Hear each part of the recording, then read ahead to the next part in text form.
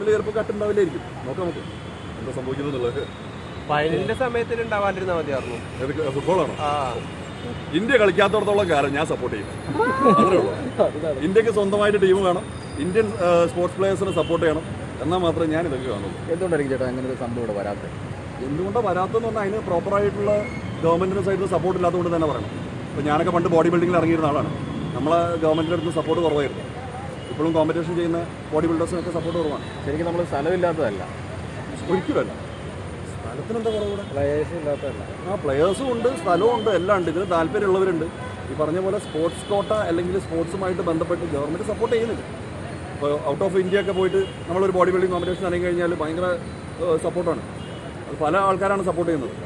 അവിടുത്തെ ബിസിനസ്സുകാരും സപ്പോർട്ട് ചെയ്യും, അവിടുത്തെ ഗവൺമെൻറ് സപ്പോർട്ട് ചെയ്യും, എല്ലാം സപ്പോർട്ട് ചെയ്യുന്നുണ്ട്. ഇവിടെ സപ്പോർട്ട് ചെയ്യുന്നില്ല. അതാണല്ലോ കഴിഞ്ഞ പ്രാവശ്യം ഞാനിപ്പോൾ ആ റീൽസിൻ്റെ കാര്യം തന്നെ പറഞ്ഞത് അറിയാലോ.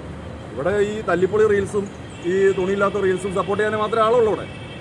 അല്ലാതെ ഈ പറഞ്ഞ പോലെ കഷ്ടപ്പെട്ട് സ്പോർട്സിൽ കഷ്ടപ്പെട്ട് മെഡൽ മേടിച്ച് വരുന്ന ഒരാളെ ആരും തിരിഞ്ഞു നോക്കുന്നില്ല. ഇവർ വന്ന് ഇറങ്ങിയാൽ ഇവർക്കൊരു മറ്റേ എന്തെങ്കിലും ഒരു വെൽക്കമിങ് കൊടുക്കുന്നുണ്ടോ? ഇല്ല, കൊടുക്കുന്നില്ല. എത്ര പേരാണ് ഗോൾഡ് മേടിച്ച് വരുന്നത്? അകിൻ GS ഒരു വോളിബോൾ പ്ലെയറാണ്. 7 അടി ഹൈറ്റുള്ള ഒരു വോളിബോൾ പ്ലെയറാണ്. എത്ര ആൾക്കാർ ഇവിടെ ഫോളോ ചെയ്യുന്നുണ്ട്? ആർക്കെങ്കിലും അറിയോ? നാഷണൽ ലെവലിൽ വലിയൊരു പുള്ളിയാണ്.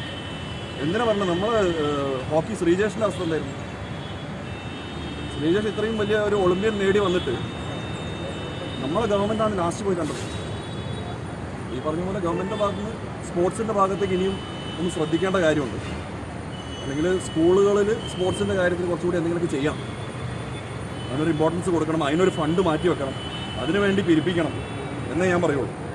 കാരണം ഈ സ്പോർട്സിൽ നിന്ന് വിട്ടു പോകണതുകൊണ്ടാണ് പിള്ളേരെല്ലാവരും കൂടി ഡ്രഗ്സിലേക്ക് കയറി പോകുന്നത്.